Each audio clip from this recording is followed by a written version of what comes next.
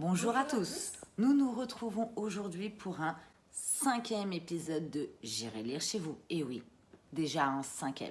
Je me présente, je suis Julie de Julie et ses lectures et voici Léane de Brève Optimiste. Aujourd'hui, nous sommes avec Laure Manel, écrivaine. C'est parti!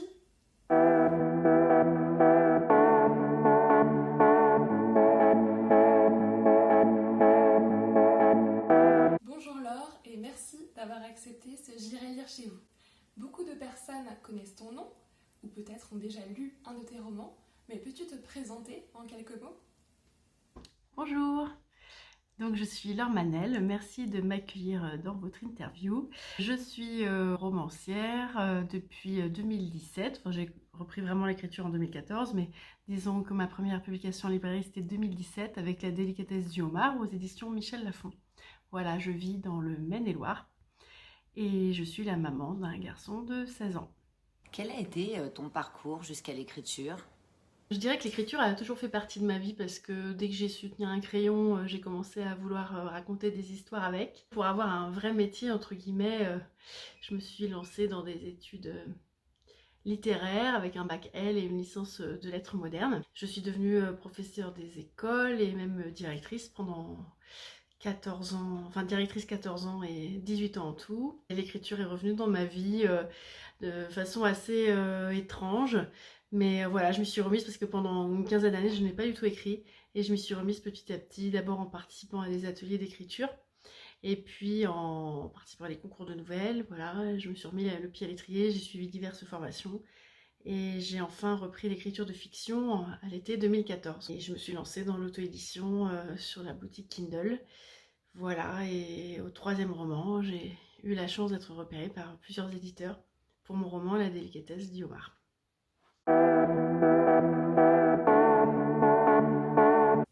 Qu'est-ce qui t'a donné envie d'écrire? Et plus largement, quelles sont tes sources d'inspiration? Ce qui m'a donné envie d'écrire depuis que je suis toute petite, c'est juste l'envie de raconter des histoires. Moi, j'aimais beaucoup raconter ou me raconter des histoires en jouant, par exemple, avec mes Playmobil ou mes Barbie. Et donc voilà, après, j'avais envie d'écrire, j'aimais écrire, j'aimais trouver des mots, trouver des phrases, les sonorités, les choses comme ça, sauf que je savais pas quoi raconter quand j'étais jeune, donc je commençais des romans que je ne finissais pas, donc c'était un petit peu embêtant. Et puis un jour, la vie m'a offert, son petit lot d'épreuves et puis ça a été un genre de déclic, voilà, l'écriture est revenue dans ma vie et j'ai su quoi raconter à ce moment-là. Voilà, tout simplement. Et ce qui m'inspire, c'est justement la vie telle qu'on la vit tous, avec ses hauts, ses bas, ses petites joies, ses grands bonheurs, ses épreuves, évidemment. Donc il y a des thèmes qui me touchent particulièrement. Et ce que j'aime aussi, c'est d'écrire tout ce qui est relations humaines, familiales, personnelles, enfin interpersonnelles, tout ce qui est couple aussi. Voilà, c'est très inspirant. Donc je fais un peu l'éponge, j'écoute ce qui se passe autour de moi, je lis, je regarde et j'essaye de m'inspirer. Je mélange le tout et ça fait des histoires.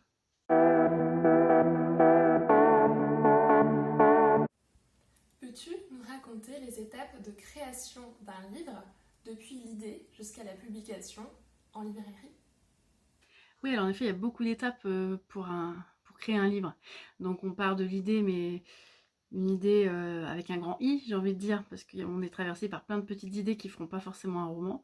Donc il faut interroger cette idée, il faut la laisser s'installer dans notre esprit. Enfin, en général, elle s'installe toute seule, hein. On a plusieurs idées, et puis il y en a une qui va plus faire son nid que d'autres.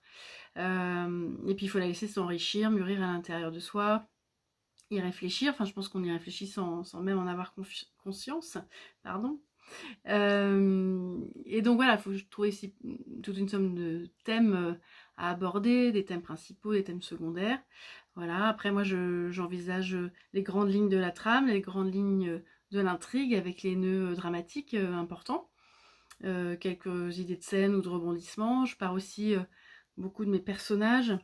Je crée des fiches avec une photo, je leur trouve une tête, c'est important pour moi, j'arrive mieux à les comprendre, à voir qui ils sont à partir d'une photo, c'est un peu bizarre, mais c'est un peu mon point de départ quand je crée mes fiches. Voilà, donc je leur crée un caractère, un passé, des manies, des façons de parler, plein de choses. Et après, eh bien, c'est le moment de se poser vraiment les questions sur l'histoire, sur les rebondissements, Ça m'est arrivé de faire des plans très très précis avant de me lancer dans l'écriture. Ça m'est arrivé d'être beaucoup plus à me laisser porter par les personnages, justement. Et notamment pour le dernier roman, Le Craquant de la Nougatine. Et puis voilà, après, premier jet, donc on écrit. Enfin, pour ma part, c'est comme ça que je fonctionne. Et une fois qu'il est fini, je laisse reposer. Je fais quelques petits changements éventuels. Et surtout, je l'envoie à mon éditrice qui va le lire en premier. Et puis qui va me faire son retour, évidemment, que j'attends toujours avec une grande impatience et beaucoup de trac. Et ensuite, voilà, il va y avoir plusieurs phases de reprise du texte, de retravail, voilà, pour viser une amélioration.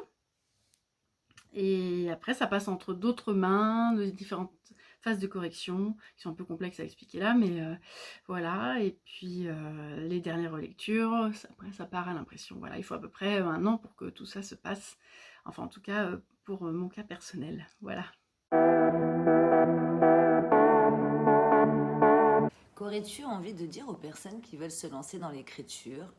Aurais-tu des conseils?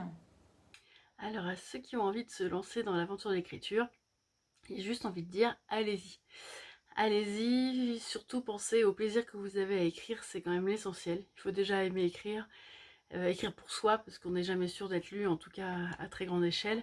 Mais déjà, se faire plaisir à soi en racontant l'histoire que vous avez au fond de vous. Et donc, premier conseil, y aller. Et deuxième conseil, eh bien, écrire avec qui vous êtes, avec ce qui vous touche, avec ce qui vous plaît, sans chercher à écrire comme un tel ou voilà, enfin quelque part je pense qu'il faut écrire avec ses tripes ou avec son cœur, surtout avec sincérité, voilà. Et puis il faut se lancer, il faut pas se décourager, il faut essayer d'être persévérant parce que c'est une longue aventure l'écriture.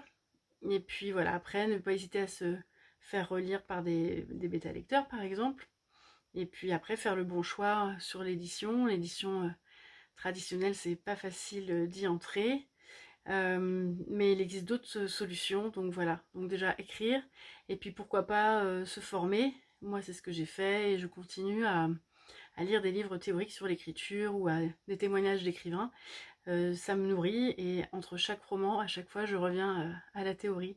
À chaque fois ça me permet de repartir du bon pied ou d'une autre manière et c'est toujours un enrichissement. Quels sont tes projets à venir? Que peut-on te souhaiter pour la suite? Alors des projets, j'en ai beaucoup, notamment pour 2022, puisque je vais avoir 3 publications. La première publication, ça va être un recueil de nouvelles que j'avais auto-édité en 2017, qui s'appelle La toute dernière fois et qui sortira au format poche directement au mois de janvier. Il y aura bien sûr mon roman qui sortira au printemps, en avril, dont je ne peux vous dire le nom. Et puis en fin d'année, j'aurai un jeunesse qui sortira aussi chez Michel Lafon Jeunesse. Donc ça fait 3 publications. Donc beaucoup de temps de travail et beaucoup d'écriture devant moi, je m'en réjouis. Et puis il y aura même aussi une petite surprise, soit en cette fin d'année, soit dans le courant de l'année prochaine, avec un format numérique, vous verrez. Voilà, bref, et bien sinon, ce qu'on peut me souhaiter, c'est que ça continue, que le rêve continue, que j'ai des lecteurs toujours plus nombreux et toujours plus heureux de me lire. J'ai plein de retours super et voilà, c'est un bonheur de tous les jours. Voilà, et voilà, j'ai qu'à souhaiter que ça continue, que les lecteurs répondent présents l'année prochaine et continuent à me soutenir par leur fidélité et tous leurs mots gentils. Voilà, merci pour cette interview. Merci Laure d'avoir accepté de faire partie de notre concept littéraire et d'avoir tourné pour l'émission J'irai lire chez vous. Merci à vous d'avoir suivi ce nouvel épisode de J'irai lire chez vous. Nous espérons que cet épisode vous a plu. Si c'est le cas, n'hésitez pas à vous abonner et à mettre un petit commentaire en dessous de la vidéo. C'est toujours important pour nous soutenir. La prochaine fois, nous serons en compagnie de Caroline Valla, libraire et cofondatrice des Apéros de Caro. À bientôt! À très bientôt!